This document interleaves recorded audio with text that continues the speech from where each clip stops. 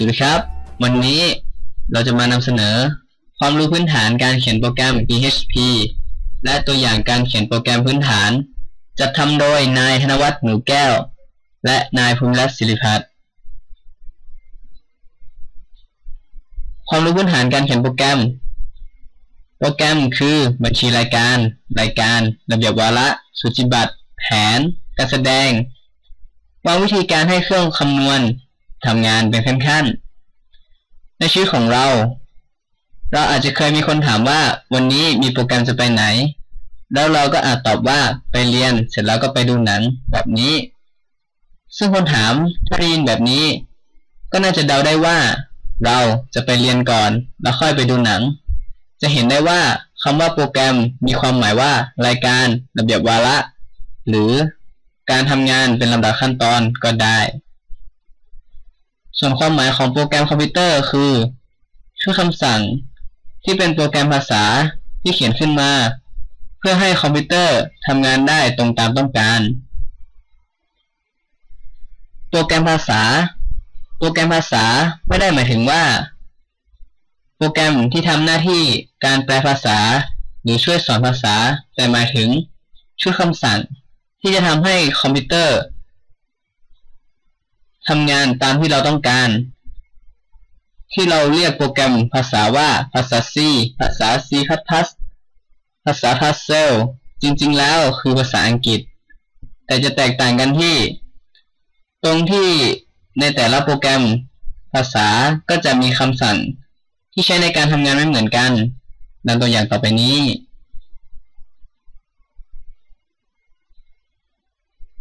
ระดับของภาษาคอมพิวเตอร์แบ่งออกเป็น3ระดับคือ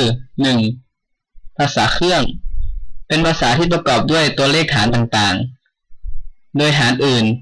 จะถูกแปลเป็นเลขฐาน2อยู่เสมอเนื่องจากคอมพิวเตอร์ทำงานด้วยระบบอิเล็กทรอนิกส์เมื่อมีกระแสไฟฟ้าไหลผ่านแทนด้วยเลข1และจะแทนด้วยเลข0ถ้าไม่มีกระแสไฟฟ้าไหลผ่านถ้าเราจะใช้ภาษาเครื่องในการเขียนโปรแกรมเราจำเป็นต้องมีความรู้เรื่องฮาร์ดแวร์อย่างดี 2. ภาษาระดับต่ำเป็นภาษาที่ได้มีการนำสัญลักษณ์มาแทนตัวเลขทำให้จดจำได้ง่ายกว่าภาษาเครื่องภาษาระดับต่ำต้องมีการผ่านตัวแปรภาษาให้กลายเป็นภาษาเครื่องก่อนด้วยตัวอย่างภาษาระดับต่ำได้แก่ Assembly 3. ภาษาระดับสูงในปัจจุบันนี้ถือว่าเป็นภาษาที่ใกล้เคียงภาษามนุษย์มากที่สุดสะดวกต่อการเขียนโปรแกรมและง่ายต่อการเรียนรู้การที่เราจะใช้ภาษาระดับสูงได้ต้องมีคอมไพเลอร์หรือ Interpreting ก่อน C++ เป็นภาษาระดับสูงที่ใช้คอมไพเลอร์ในการแปลภาษา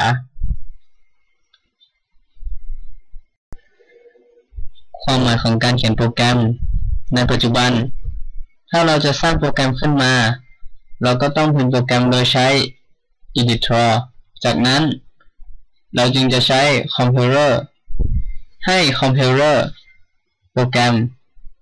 เราอาจจะได้ Zero Code ของโปรแกรมจากทางอินเทอร์เน็ต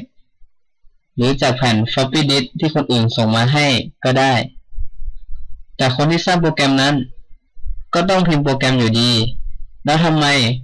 เราถึงเรียกขั้นตอนในการพิมพ์โปรแกรมว่าเขียนโปรแกรมนั่นเป็นเพราะในสมัยก่อนคนที่ต้องการเขียนโปรแกรมคอมพิวเตอร์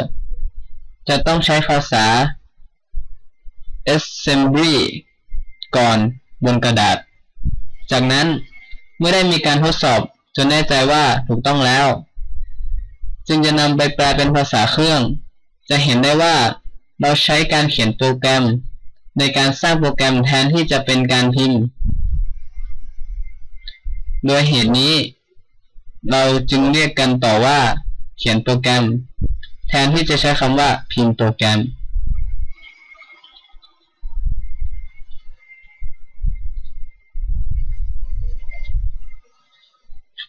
ขั้นตอนในการสร้างโปรแกรมในการเขียนโปรแกรมจะประกอบไปด้วยขั้นตอนต่างๆดังนี้ 1. กำหนดวัตถุประสงค์ของโปรแกรม 2. ออกแบบโปรแกรม 3. เขียนโปรแกรม 4. ทดสอบการทำงานของโปรแกรม 5. แก้ไขโปรแกรม 6. ติดตั้ง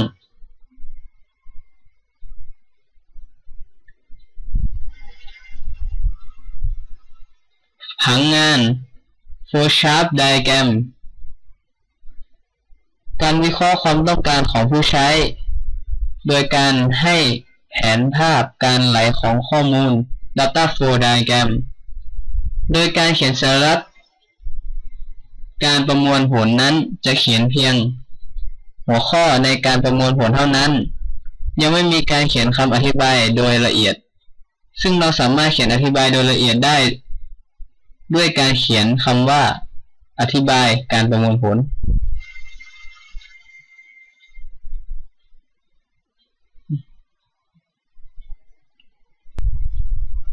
ผังงาน flowchart diagram การวิเคราะห์ความต้องการของผู้ใช้โดยการใช้แผนภาพการไหลของข้อมูล data flow diagram โดยการเขียนสัญลักษณ์การประมวลผลจะเขียนเพียงหัวข้อในการประมวลผลเท่านั้นยังไม่มีการเขียนคำอธิบายโดยละเอียดซึ่งเราสามารถเขียนอธิบายโดยละเอียดได้ด้วยการเขียนคำอธิบายการประมวลผล process description หรือ process specification จุดประสงค์ของการเขียน process specification เพื่อใช้เป็นสื่อระหว่างผู้ใช้ระบบโปรแกรมและนักวิเคราะห์ระบบได้เข้าใจตรงกันในการประมวลผลนั้นโดยโปรแกรมเมอร์จะเข้าใจการประมวลผลนั้นเพื่อใช้ในการเขียนโปรแกรมโดยเฉพาะในกรณีของการมีโปรแกรมเมอร์หลายคนในการเขียนโปรแกรมในการสื่อให้เข้าใจตรงกันส่วนผู้ใช้ระบบจะได้เห็นถึงผลการวิเคราะห์ของนักวิเคราะห์ระบบว่าเข้าใจถูกต้องหรือไม่ประโยชน์ของผังงานช่วยลำดับขั้นตอนการทำงานของโปรแกรมและสามารถนำไปเขียนโปรแกรมได้โดยไม่สับสนช่วยในการตรวจสอบและแก้ไขโปรแกรมได้ง่ายเมื่อเกิดข้อผิดพลาดช่วยในการดัดแปลงแก้ไขทำได้อย่างสะดวกและรวดเร็วช่วยให้ผู้อื่นสามารถศึกษาการทำงานของโปรแกรมได้อย่างง่ายและรวดเร็วมากขึ้นวิธีการเขียนผังงานที่ดี 1. ใช้สัญลักษณ์ตามที่กำหนดไว้ 2. ใช้ลูกศรแสดงทิศทางการไหลของข้อมูลจากบนลงล่างหรือจากซ้ายไปขวา 3. คำอธิบายในภาพควรสั้นกระทัดรัดและเข้าใจง่าย 4. ทุกแผ่นภาพ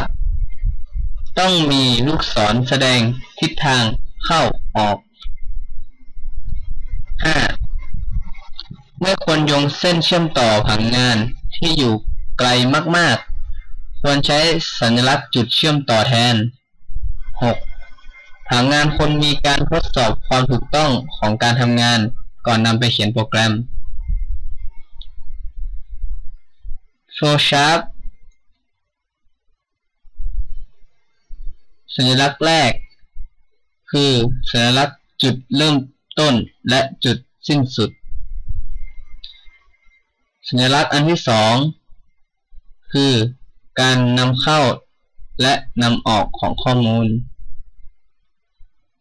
สัญลักษณ์ที่สามคือการประมวลผลสัญลักษณ์ที่สี่คือการตัดสินใจหรือเงื่อนไขทางเลือก